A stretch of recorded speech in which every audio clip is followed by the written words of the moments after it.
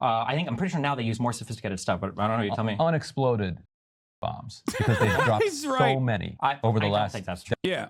He doesn't think it's true, but it is true. The only reason why he doesn't think it's true is literally because he doesn't read. He only reads Wikipedia pages.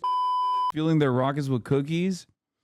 When the population has always had a calorie surplus. Yeah, even the diet part. Calorie surplus. They literally have. That's why when the famine started, when all the people were moved, I believe it was UNRWA that made the statement that this is a region that has never experienced hunger before. That's what's so infuriating. And that's also why Finkelstein got mad, because if you try to say, really, wait, these people are starving? By what metric? You can't find that's what's so infuriating, Stephen, is that you want to start counting calories and try to discover whether they have a surplus or not, when you're missing the fact that Israel getting to decide what food gets into Gaza is itself outrageous. Right. One people does not get to control whether another side gets to have cookies for their children, and you know or potato chips or sodas. You don't get to do that. That's a level of dominance and oppression that is unacceptable. But you're not capable of having it because you won't even admit why the blockade exists. So you don't even deserve to be in. What do you want him to admit? Yeah. Wow. The Israel defender says that you can't even have this conversation. You don't deserve to have this conversation. Only I get to have this conversation because I'm pro-Israel. What do you want him to admit? Why is there a blockade in Gaza? Yeah, you tell me. Why is there a blockade in Gaza? When you look at the fact that Israel is preventing cookies from going into Gaza, you know that it's not motivated by military. Why were cookies being prevented from going in? And what were custom rockets fueled with? Yeah, with cookies? Yeah. With sugar and fertilizer. Yes, that's how they made the early rockets the first generation. Okay, I will admit, it is genuinely impressive how much dick riding this dude is able to do, because like it is in some ways impressive that like a guy who literally thought Recep Tayyip Erdogan was the president of Israel like 3 months ago knows this level of like Hasbara propaganda. Like this is the type of shit that you hear from like not even Alan Dershowitz at that point. You know what I mean? Like there's certain landmines that those who have dedicated their lives to doing propaganda for Israel won't even touch. He steps on the landmine and does not even give a shit if he comes across like an unhinged psycho. He said, yeah, dude, cookies can't go into Gaza because that's how Hamas rockets are made. Like that's how we make the Hamas rockets. It's crazy. Palestinians in Gaza sugar because it might be used. You know what? First of all, you know what they're actually allowed back in because they use more sophisticated rockets. But again, he's not going to admit it. I just want to be clear another time. Another thing you're not going to admit. Why does the blockade? Yeah. Why won't Omar? Why won't you admit that cookies are making rockets? He's doing this for clout, right? I mean, this is literally what he loves to do. He's a debate mercenary. This is his favorite shit. Doesn't matter how truly unconscionable or how ridiculous the statements he's making are. He's in it. He's in the pocket. Did you go to the Frank Tyson case? No. It exists. Yeah. It's literally just because of the Hamas fighters breathe air. The funniest part about it is that the funniest part about this stuff is that like he's arguing on like the most idiotic positions because he doesn't give a shit. And it's not like his fan base cares. His fan base just likes the high notes that they can like capture in conversations like this, only to make it seem like he actually won a conversation or whatever, regardless of what the truth is, right? But what is truly hilarious about it is that like Israel has also lowered the restrictions from time to time. Like, for example, John Kerry saw that Israel was not allowing pasta into the Gaza Strip and was like, what the f are you doing? That's pasta. Like, what do you mean pasta is not allowed? So Israel was like, okay, never mind. You don't even hear on Channel 14 in Israel. I've literally never heard of this process of creativity. Yeah, like it's because it's stupid. That's the other reason why you won't hear it. Because at least like as arrogant as like the Israeli administrators are, right? As comfortable as they are with like not really receiving any kind of scrutiny, even they recognize, I suspect, that saying cookies can be used for rocket fuel is an unhinged thing to say. Israel believes that they're using cookies to make rockets is going to make you look like a idiot, right? To the broadest population. They're going to be like, what are you saying? That's insane. Ironic also because like Israel itself will then allow cookies in because they obviously know that this is like ridiculous and makes them look bad. So whenever the United States of America says like, what are you doing? Let this in. They'll say, okay, never mind. Sorry, our bad. So obviously it wasn't being used for rocket fuel, you know? He has to be joking, right? No, he's not. I don't know why you're being charitable. He's just unconditionally demonstrating loyalty to Israel. He's literally just simply trying to defend Israel no matter what the point is. He's dug his heels in too deep. It will make him look like a jackass if he turned around and completely went against every single thing that he said this close to the conversation. It also does get a lot of support from people who are desperately looking for anyone and everyone who will say unhinged, who are fueled by Islamophobia, who will just defend Israel unconditionally.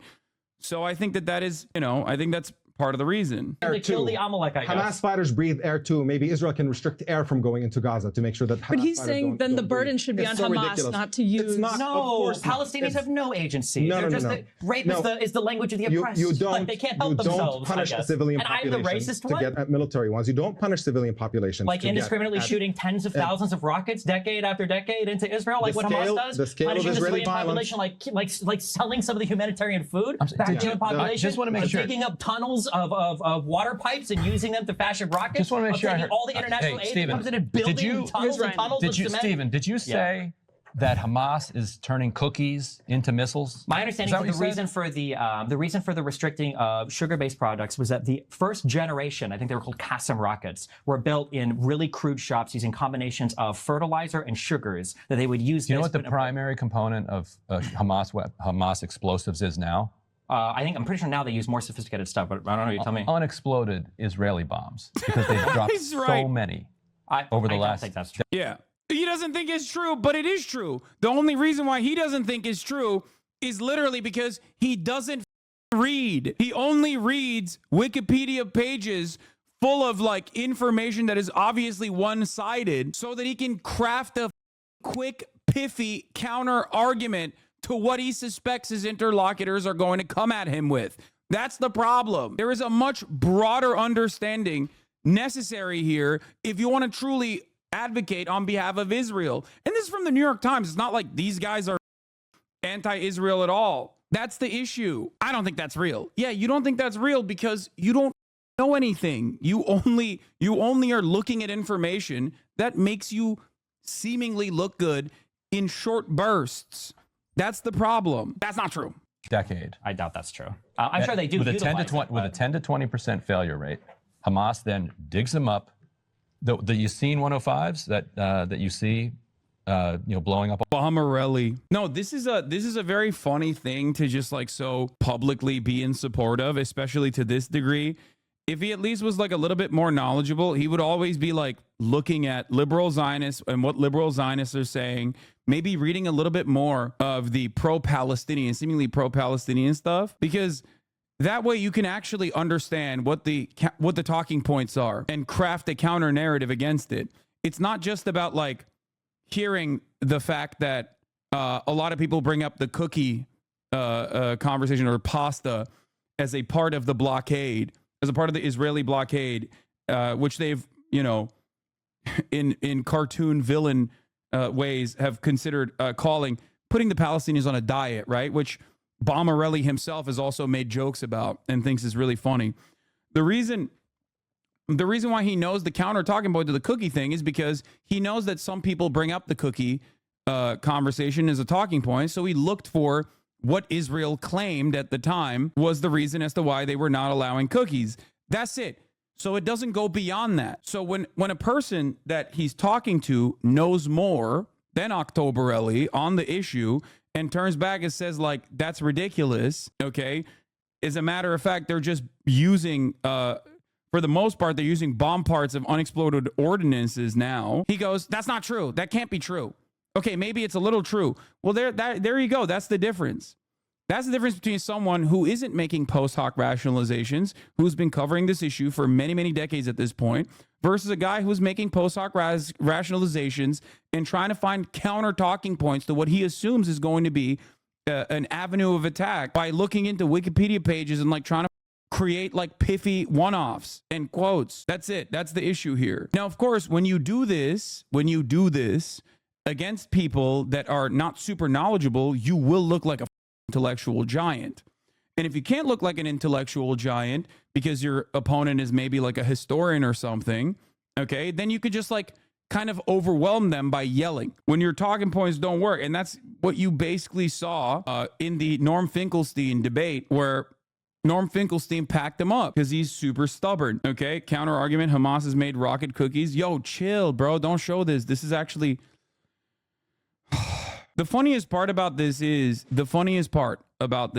that ultimately, like his fan base will then now go and try to find like a singular instance or something that does not actually fit the norm at all, to just be like, actually you were wrong, because here we found one instance where this guy from Hamas is being interrogated by like the IDF or something and saying like, yes, we do love using cookies for missiles. Those interrogation videos are obviously done under torturous conditions. Those aren't real.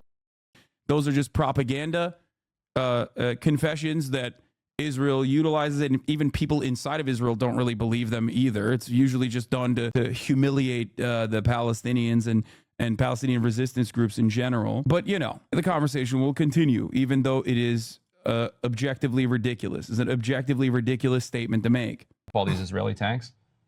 I'm sure there are some amount of Primarily fueled unexploded by ordnances Israeli that they use, explosives. but I doubt the majority of them are. But there's But I'm sure there's some amount. It's but also, not a again, mystery. just to reiterate, More you're not more gonna so than say- cookies. You're I'm not going going to to tell tell you me, why. well, that's why cookies are no longer the best. Yeah, I'm going why to tell does you the why. blockade exist? I'm going to tell you why the blockade exists. Okay. And the reason, by the way, why it includes banning cookies and soda pop Keep and repeating potato that, chips. yes. The Oreos aren't going into the Gaza Yes, Strip. no, I'm sure it's very funny denying children the ability to eat chocolates and toys because they are Palestinian and not Israeli. That's just so incredibly breaking their bones, yeah. trivial. Yes. Incredibly Oh, trivial. the emotional appeals. And potato chips. The emotional appeals, dude, I mean, it is pretty up. What do you mean it's an emotional appeal? Like, I'm sorry that makes the argument that you're presenting look significantly worse when you deliver what is actually happening and what the impact is on the broader Palestinian population.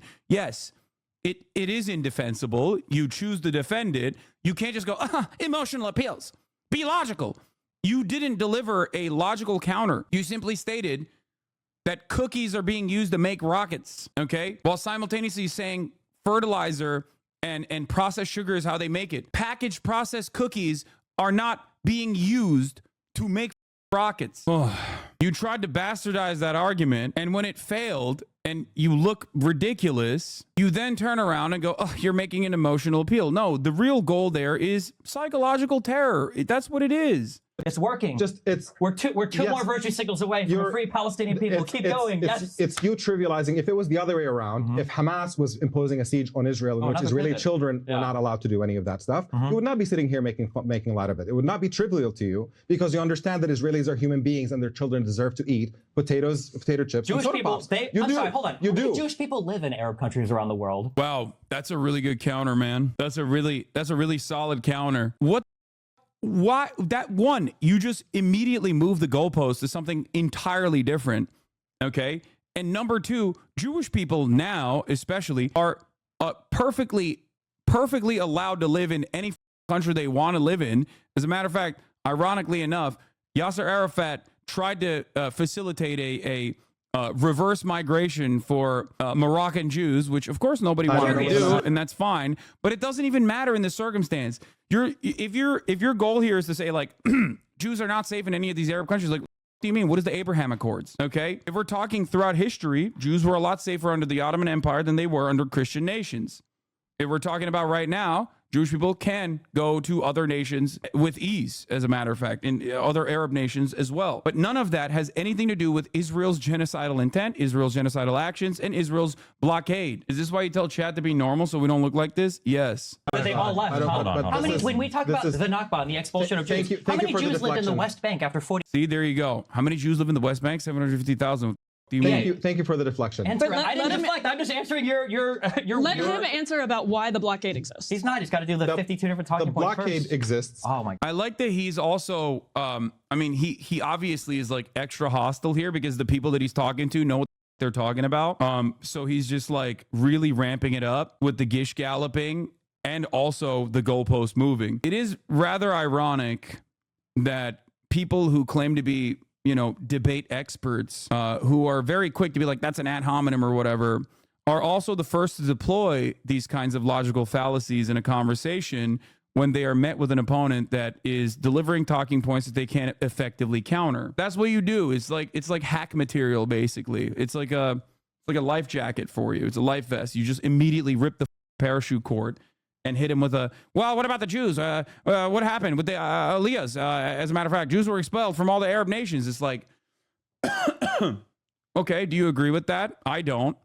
Arab nationalism paired up with the legitimate fears that many people faced, like that led to unjustifiable atrocities upon Jewish populations in many of these Arab countries, caused Jews to flee. Okay.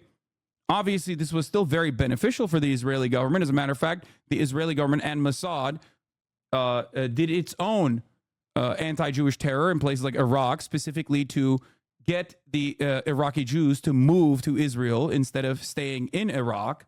Avi Shlaim has covered this extensively. As a matter of fact, he's an Iraqi Jew living in Israel. He's an Israeli historian, also another one-stater. Shocking, I know. People that understand the history of Israel and have dedicated their whole lives to chronicling its violence are oftentimes not on Octoberelli's side. Okay. Here's Time Without Ovo says, post-Freedom Flotilla, some of the worst stuff was lifted. Even then, the policy separating the West Bank and Gaza persisted. For example, they stopped shit like furniture from going to Ramallah schools. Before 2012, though, Kogat literally calculated humanitarian minimums for food items and then let in less. The point is to make Gazans into a humanitarian problem for the world, so they're not a political problem for Israel. Yeah. You have to hand it to him for somehow being more irritating than Ben Shapiro. Yeah. I think it's even more arrogant, and somehow, and I don't even know how this is possible, but I don't understand how he is more anti-Islam and more Islamophobic than Ben Shapiro is even. I was misinformed and yapped too early. Hamas uses sugar for rocket fuel. I mean, he's hitting the Hamas uses sugar for rocket fuel button. Hamas uses cookies for rocket fuel. God, okay. The blockade exists because they want to punish the civilian population in Gaza as a means of putting pressure on Hamas. They're saying as long as we have a government in Gaza that does not play ball with Israel the way the Palestinian Authority plays ball with Israel in the West Bank, the civilian population is going to... Meanwhile, his suburb is acting like he pulled off some masterful debating. Yeah, because they like him. It's not more complicated than that. They like him. They agree with him. They believe in might is right. They also believe that, you know, Arabs and Muslims deserve less and are not real humans, and they're all like a monolithic force of evil on the planet. No matter what happens, of course, they are going to cope and seethe and try to make it seem like he actually did a phenomenal job. They tried to say that about the debate, which was a dog walking really, against Norm Finkelstein, where Norm Finkelstein showed him what happens when you are up against someone who is very knowledgeable on the matter and is just as stubborn and also will be annoying back. The pattern of doing cope streams after losing a debate is so funny / cringe. Maybe he likes being dog walked. No, I don't think he likes it. Especially because, like, it's like a boxer, right? Ultimately, if you keep getting beaten down over and over again, right? At a certain point, if you're not good at boxing and your opponents are beating you up, inevitably your fan base is going to dwindle away. So he definitely will go back to tune-up fights over and over again. He does this all the time. He'll go to after the Norm Finkelstein thing, like his fan base immediately were like, don't look at the debate. Look at, I don't know, something that we found out about Norm Finkelstein from like 1987 or some shit. You know what I mean? And they were like trying to do character assassinations against Norm Finkelstein. That's when you know you've lost. You've completely lost, which... it doesn't really matter because ultimately the broadest population saw all of the worst moments where he was getting absolutely destroyed, to which they then turned their tactics on to, well, he was just calling him names. He was resorting to name calling, which means he lost. It's like, bro, Destiny is the #1 name caller of all time. What are we talking about? To suffer as a means of putting pressure on them and getting somebody else to be in power. The evidence for that is overwhelming. Children's toys were not allowed in at the beginning of the blockade. And when Israel came under intense pressure after the flotilla incident, a bunch of activists tried to basically force medicines to be delivered into Gaza. On the flotilla incident, they were... Damn, you hate him? I don't want to. There was a point in time when we were friends. You know, it's embarrassing to admit, but there was a point in time where I thought that he was a former gamer word saying libertarian who had turned into a truly progressive force, and I was wrong. Many of my oldest subscribers in this community also were duped in a similar capacity. But over the course of the past 5 years, he's had like a John Fetterman style change. Like, you know how John Fetterman went like really aggro on Israel? He went really aggro on the left across the board.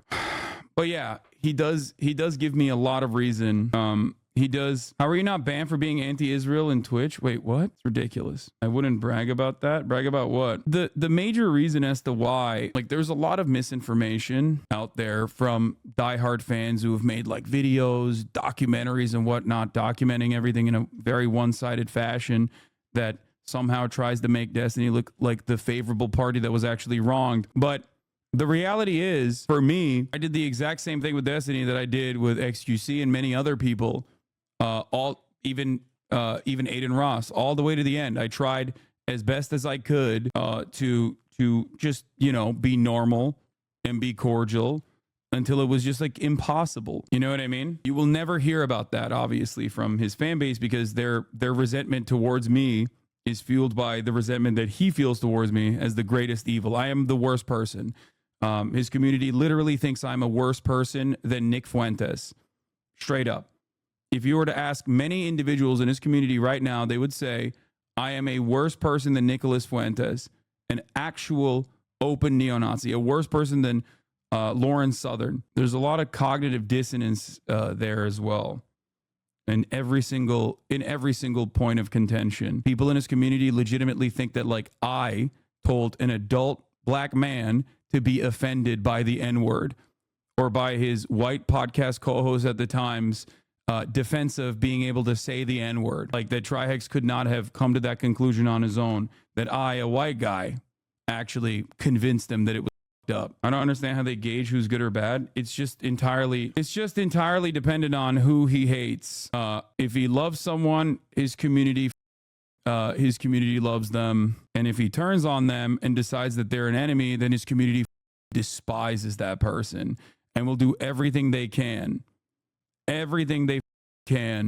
to constantly try to humiliate the other person. I mean, it's not an accident that every single time that like Destiny's getting dog walked in public, his fan base immediately turns around and is like, yo, but remember how bad Hasan is. A friend of mine literally likes Nicholas Fuentes more because he's sincere and hates you because you're a grifter. That's what I mean. It's shit like that. Like, that's an insane thing to state. Anyway, where 2 of 5 of the ships were empty, and they were aggressive ships that were designed to fight against the IDF when they landed. You realize that footage is available. There's 100-some people on the deck with chairs throwing Israeli soldiers overboard. And makeshift weapons and everything too. Makeshift weapons. Wow. Yeah, I know. Well, that was all they could bring from Turkey with them, I guess, because they were inspecting the boats. But those were not peaceful activist ships. And if you read any of the reports, if you open more than a Finkelstein book and read what actually happened or watch any of the footage that actually happened, to be fair, I don't agree with this guy that the blockade's purpose is to punish Hamas. No, the blockade's purpose is to punish the Palestinians so they'll rise up against Hamas. It's the same. That's what he said. That's what Omar said, at least.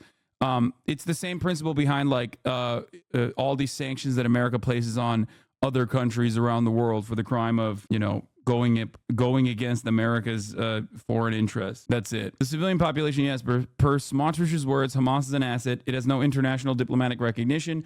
So long as things don't explode, they can strengthen Hamas and weaken the PA to maintain their status quo, even though Hamas offered increasingly moderate long-term hudnas about 10 times since the 90s. Yeah. No, Israel does utilize Hamas being a designated terror group to their advantage. That's why Benjamin Netanyahu has openly stated his desires to make sure that Hamas is like the only negotiating partner in this process, because he can always control Hamas by violently going into the Gaza Strip. We control how high the fires go, is what he said. Why is he so embarrassed when saying the airships came prepared to fight the biggest navy in the Mediterranean, barring Turkey? Were they part of the fighters, or what? Were they? Listen to yourself. Wait, did he say that there were makeshift weapons coming in from Turkey?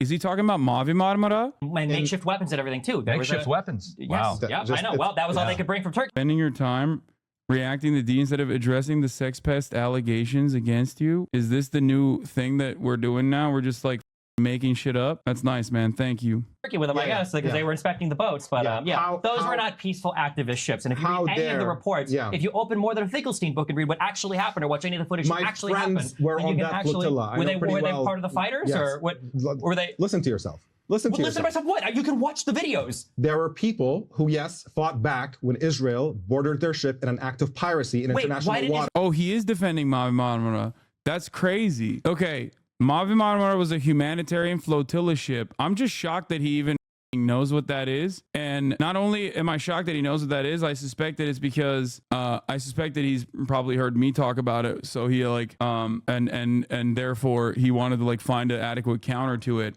Yeah, the weapons that they found, the makeshift weapons that they found on the ship were like cooking knives and shit. Like knives. That's it. There were no weapons on the ship.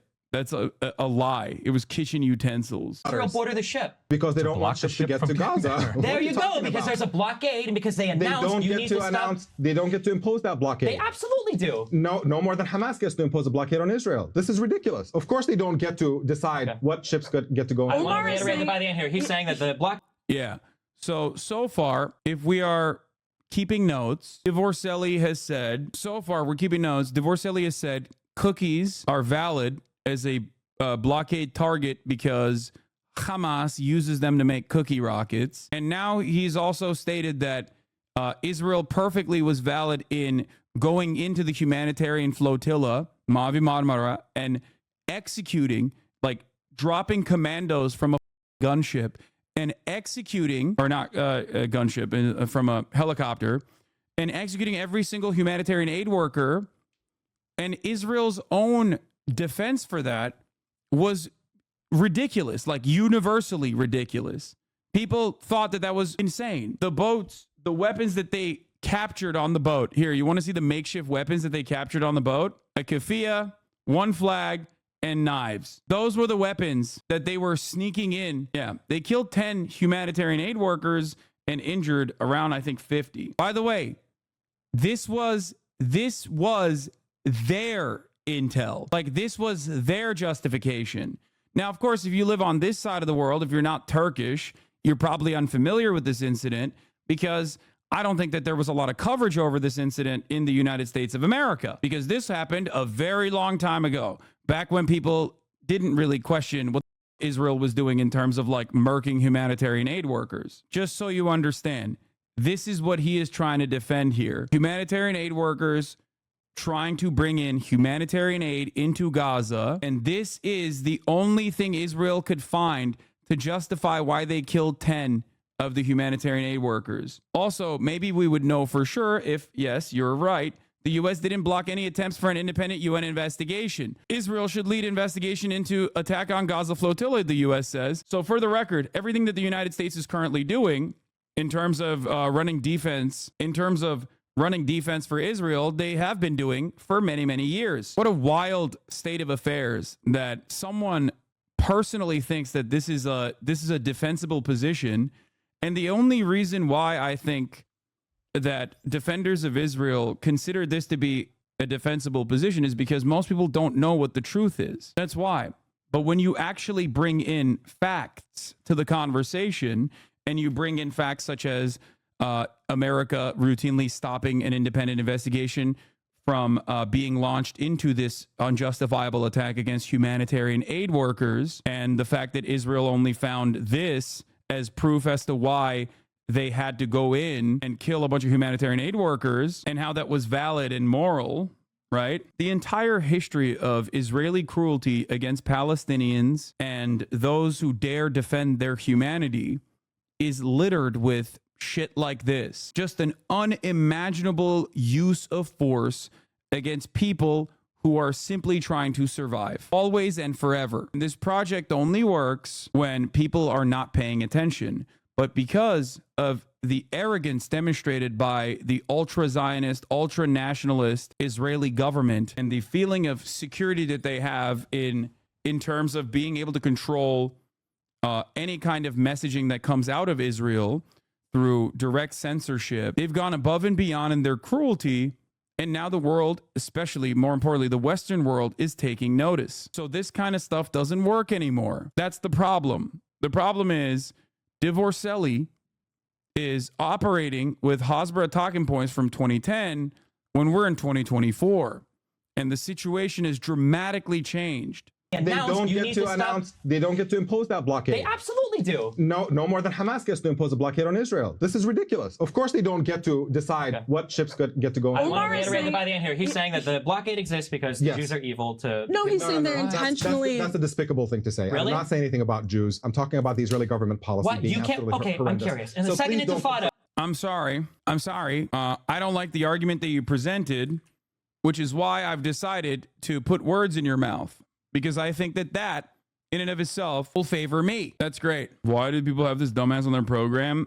Because he's one of the only people that will go to the most despicable lengths to defend Israel this much. And as the overarching attitude changes dramatically against Israel, there are less and less people who will put their own personal reputation on the line to defend what is truly indefensible. We're talking about a dude who will defend the top of the hour ad break and say that at the top of the hour there is a 3-minute ad break and you shouldn't do anything against it, even though there is something you can do against it, which is a $5 a month subscription or a free one in the form of a Twitch Prime. Or you can get gifted a sub if you're lucky. Okay, I'm curious. In the second Intifada is such a good example of how disingenuous the just asking questions chatter sound. Yeah, here's a 3-minute ad break now. Miss Susie B, thank you for the 5 gifted subs. Having a goatee without losing a bet in 2024 is crazy. Yeah. He's openly Islamophobic. He's just a hypocritical piece of... Yeah. I mean, he has admitted as much. That is what it... I think that's definitely one of the major motivators here. Might is right politics and Islamophobia. Most defense of Israel can be reduced to... unrestricted Islamophobia and might is right politics. And for those of you saying, I really don't get it, why does he defend Israel like this? I think you need to understand it doesn't matter. Like, it doesn't matter. He's Islamophobic. Israel's killing a shitload of Muslims. He likes that. It's great opportunity for him to be contrarian. It's more so about the fight rather than what you're fighting for. Unfortunately for him, because it's so goddamn indefensible, despite the fact that there's a lot of motivation from people in positions of power to try to defend Israel, to make this seem more permissible. He is looking worse and worse every time he appears on these sorts of programs to try and defend the unimaginably cruel actions of the Israeli state. I don't think that he has a personal investment in Israel and its continuation beyond the fact that it gives him a lot of opportunity to defend, to debate people. Did an Arab or Muslim Palestinian guy steal his girl? No. He's been cucked a million times over, chatters. Come on. I don't think he's got the smoke for every single group that has like cucked him over and over again. That's not the major role here. That's not the major motivation here. I think that ultimately it's just, if he wasn't doing this, then he'd be defending CP or I don't know, incest or any number of different things, because that's all he does. We're going to get you to feel emotions. Okay. Is this just who you are genetically, or are you running from something? This is not childhood stuff like trauma. It's all sorted and done. You figured it all out? Yeah.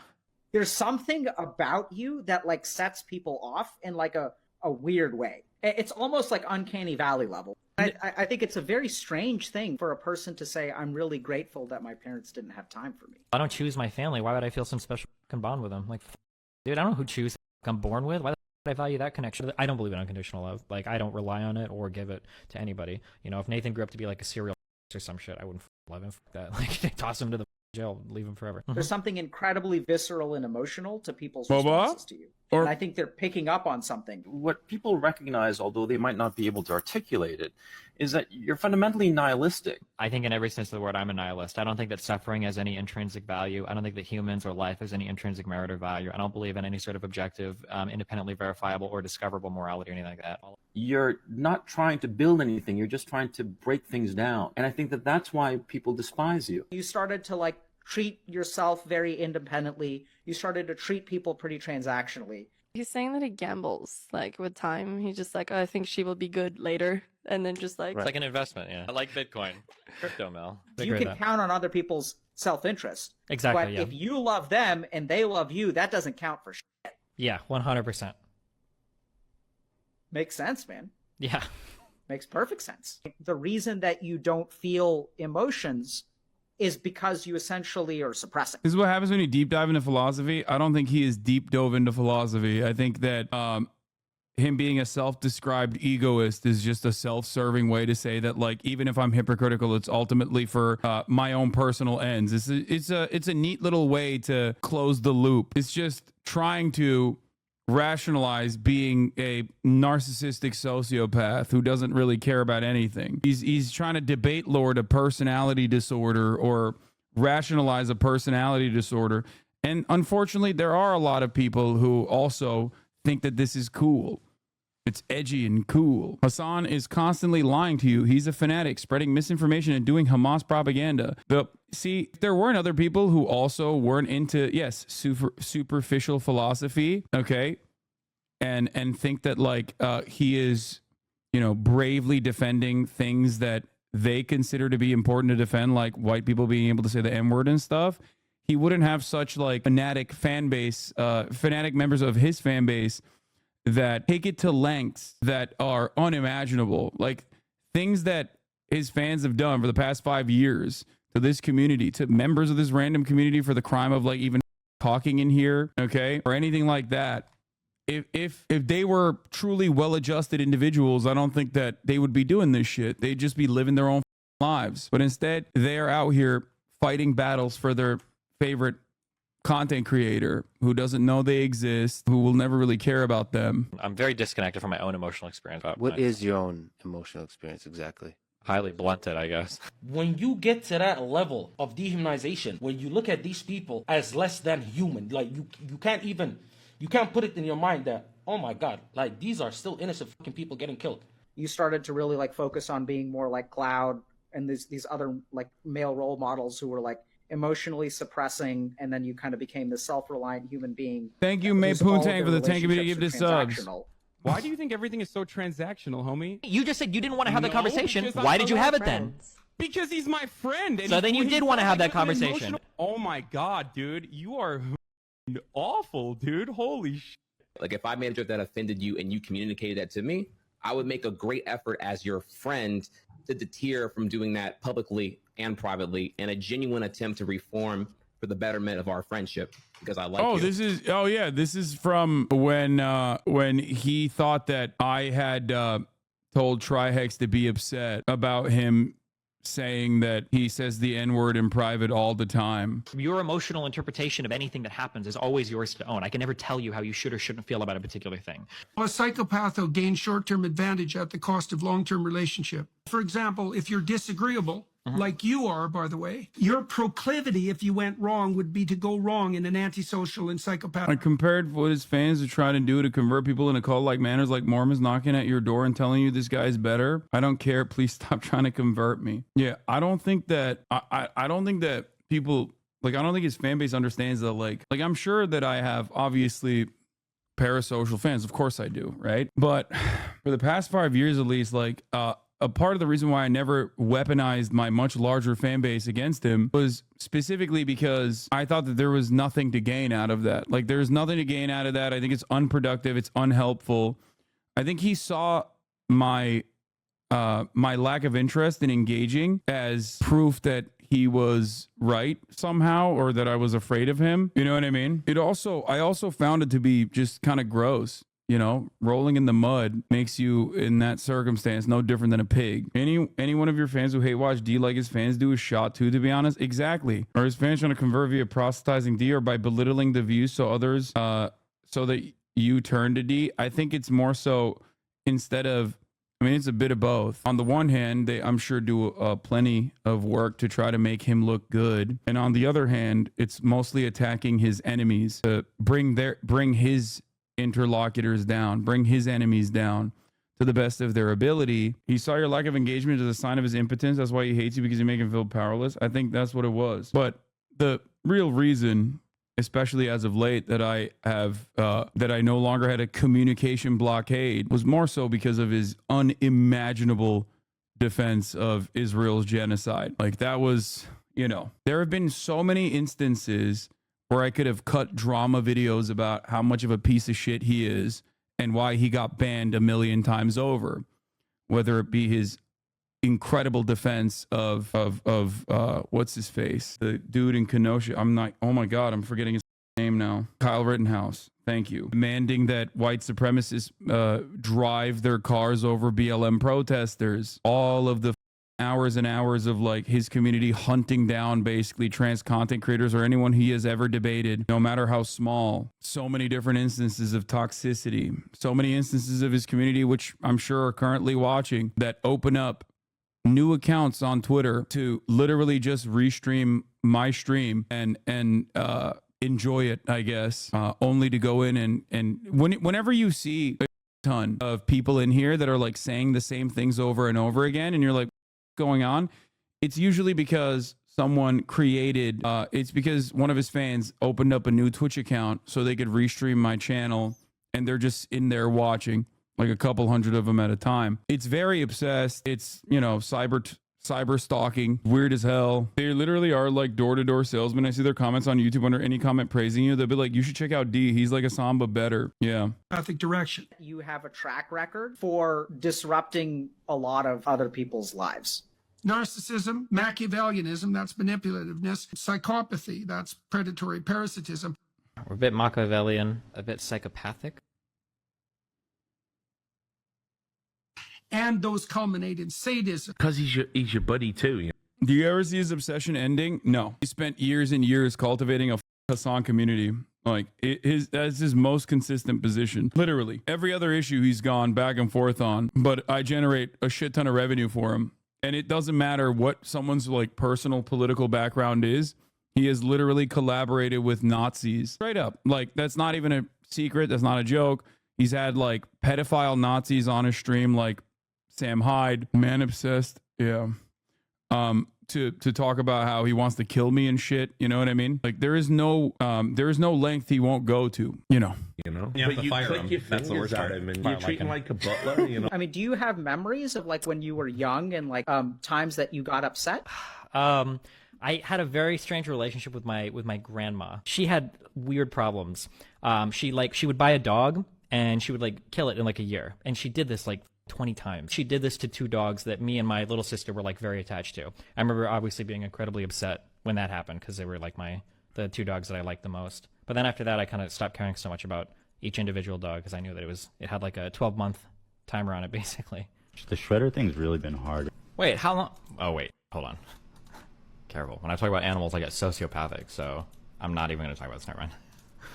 You should get a pet. I would have a pet. I think cats are really easy. Cats and dogs. Pets are good ways to build your social media feeds too. Cats are such an easy way to like make content. Why do you think everything is so transactional? And if you're disagreeable, the place you'll go if you go badly is in the psychopathic or antisocial direction. And there are environmental determinants of that to some degree. They are often betrayed. She did this to 2 dogs that me and my little sister were like very attached to. I remember obviously being incredibly upset when that happened. So I think the problem here is that when you are in a transactional relationship with someone who doesn't view relationships the it's same very way, rough. that Yeah, person is going to have a tough time. of course. Yeah. So I just watched this and I was like, brother, what am I associating with? I don't know if I can associate with you because it does seem disingenuous of me to be around someone who condones that kind of behavior. Like at this point, I'm just asking for like an ounce of empathy here.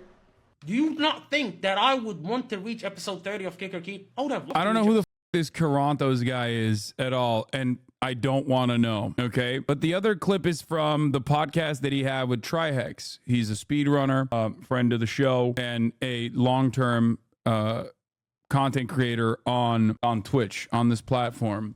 The conversation that they're having right there came after Destiny openly stated his desires to keep saying that he says the N-word in private, to which many people tried to explain to him, myself included, that like that is a tacit admission and an endorsement of being able to say the N-word as a white guy.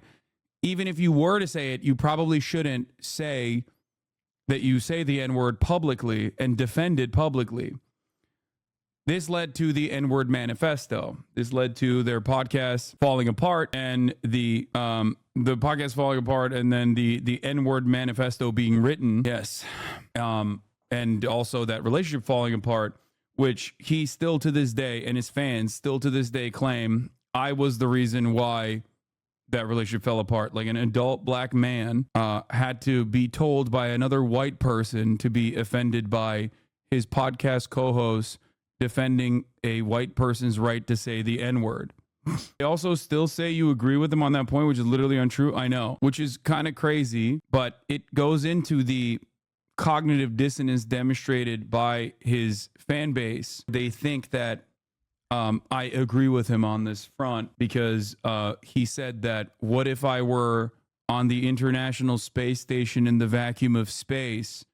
Do you think that me as a white guy saying the N-word in that hypothetical would have damaging consequences? To which I said, no, in that extreme hypothetical, it would not have damaging consequences. And his fans personally thought that that was a tacit endorsement of his position overall. Destiny also publicly still uses the N-word to this day, obviously. So he's still fighting that brave battle. But of course, the reason why there is many, especially online, that love this shit personally. Many people love this shit online personally because they also need someone to contextualize and justify it.